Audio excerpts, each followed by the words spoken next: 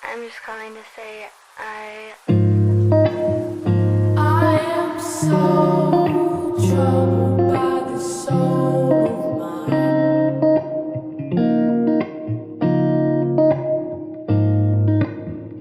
I've said those words so many times.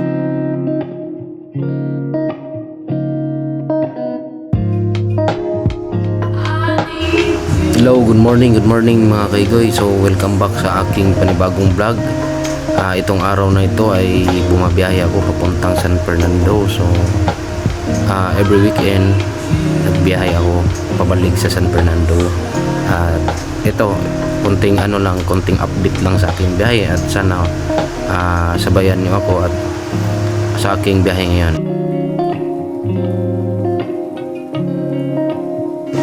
At kung nakikita nyo mga kaigoy, masyadong makulimlim yung ulap.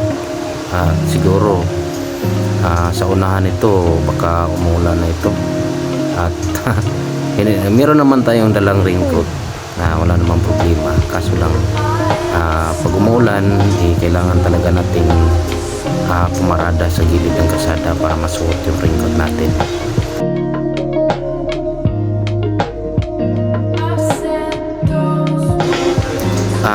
Shout out nga pala sa lahat ng mga sumusuporta sa aking channel.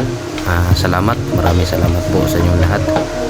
Sa lahat ng mga sumubaybay sa ating vlog, kahit kunti pa lang yung natin, mga sumubaybay at saka nag-subscribe sa aking channel, hanggang ngayon patuloy pa rin yung pag-vlog natin. At saka salamat sa lahat ng sumusuporta. At ito, sana maabot natin yung hinahanap natin sa ating YouTube channel. just calling to say I am so troubled by the soul of mine.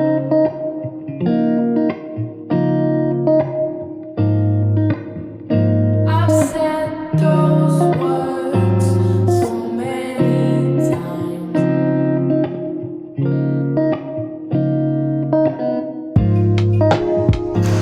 Siya nga pala mga kaigoy, so dito ako ngayon dadaan sa ilalim ng tunnel.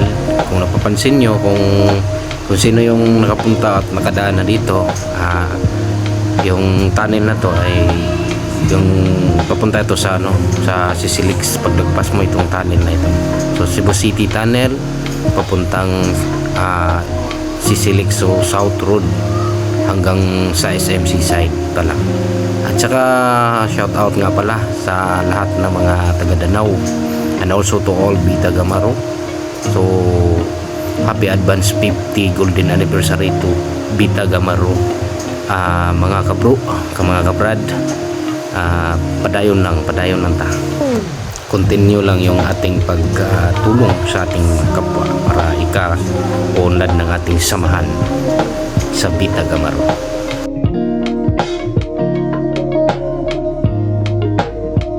I've said those words so many times.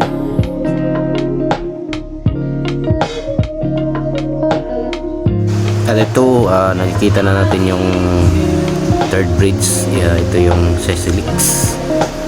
At paglagpas nito mga kaigoy, SMC side. So dito tayo dadaan palagi kasi masyadong traffic dun sa kabila. Kaya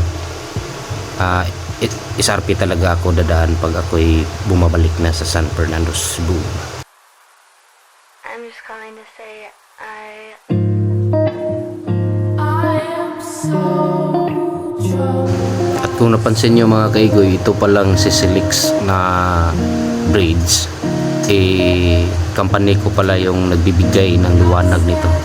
So shout out sa lahat ng mga Ibatik workers, Luzon, Visayas, Mindanao, and then lalo na sa aming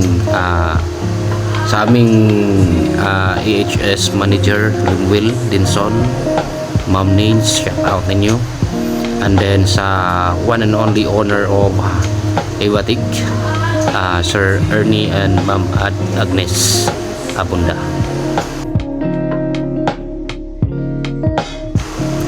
calling to all bigger company in Luzon, Visayas, Mindanao, lalo't lalo na kung meron kayong mga problema sa inyong kuryente or substation, more on electrical works, may you contact to Ibatec. So just search sa Facebook page sa Ibatec. Kayo'y mabibigyan ng magandang serbisyo at quality na trabaho talaga. So Ibatec, we create energy and give lightning of peoples who need. To all companies, please visit our Facebook page, search Ibatec Corporations, and pwede po kayong magtanong doon regarding sa inyong mga problema sa inyong company. Low voltage o high voltage power, pwede po tayo dyan. Pwede po yung Ibatec magserbisyo at magbigay ng quality na trabaho talaga.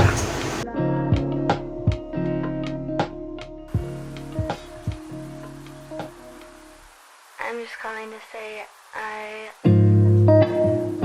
I am so troubled by the soul.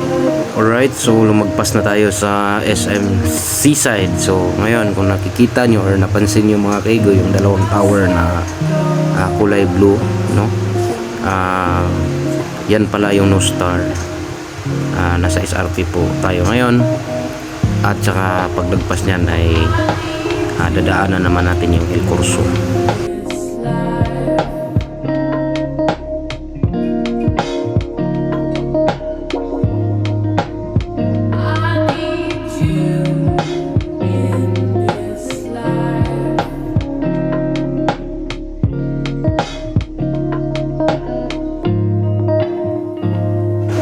So chill lang yung takbo natin mga kaigoy. So nag-minimum lang po tayo ng hanggang 80 knots. So hindi na tayo lalagpas niyan kasi chill lang yung biyahe natin, hindi naman tayo nagmamadali. So mataas pa yung oras at saka para safe din yung pagbiyahe, no? So thank God sa magandang araw at saka kahit makulimlim, salamat po Panginoon at ako inyong ginagabayan sa aking pagbiyahe. I've said those words so many times.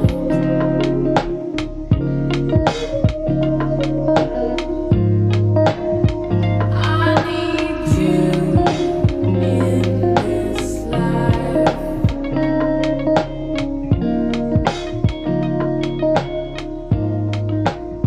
I need you.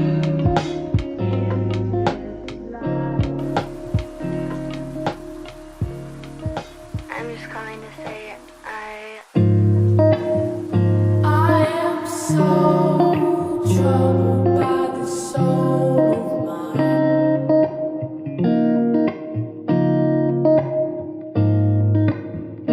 I've said those words so many times.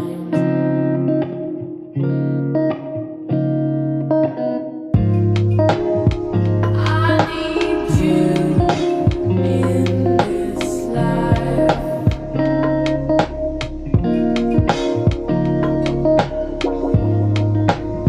I need you in this life.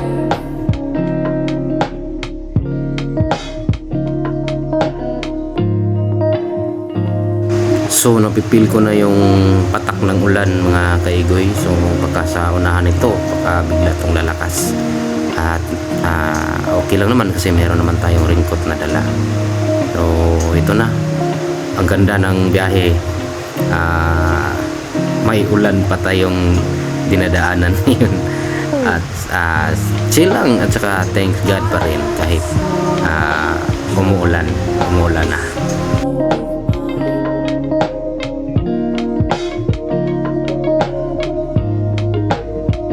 I've said those words so many times.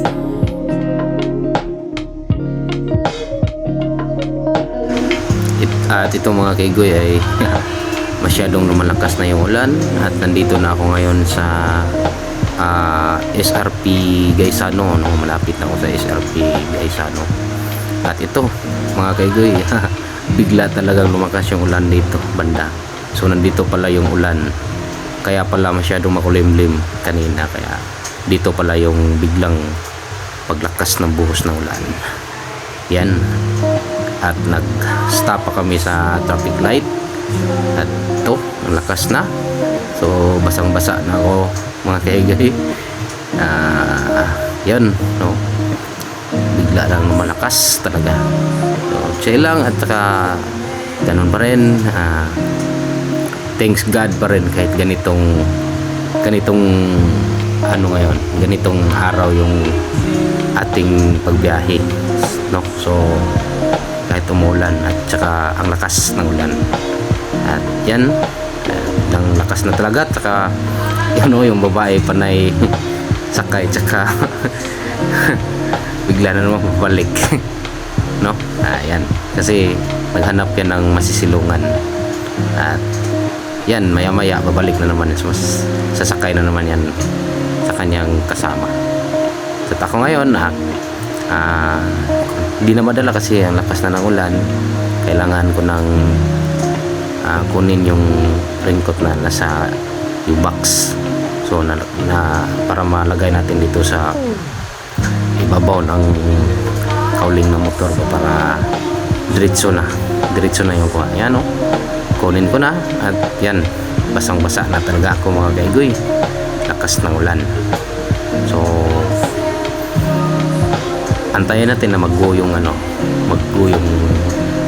traffic light, at doon sa unahan hihinto tayo para masuot yung raincoat.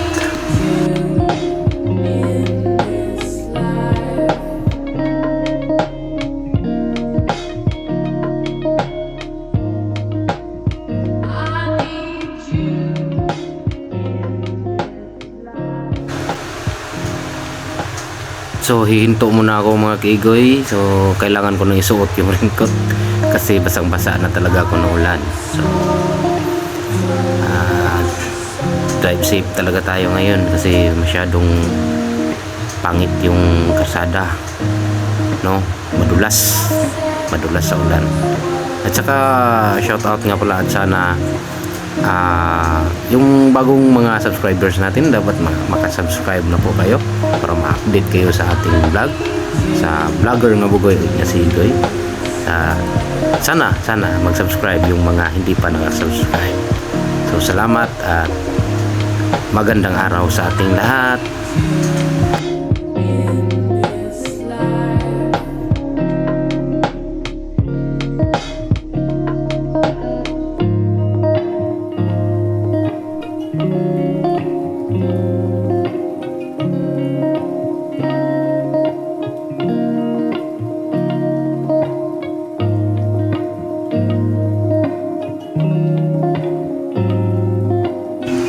So ito na mga kaigoy, nasuot ko na yung aking raincoat.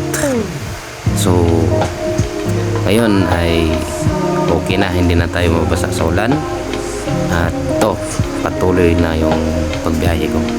At saka nga pala mga kaigoy, shout out din pala sa mga lahat ng GCE riders, at lalo na sa aming president sa GCE Riders Club, Just Chill and Enjoy.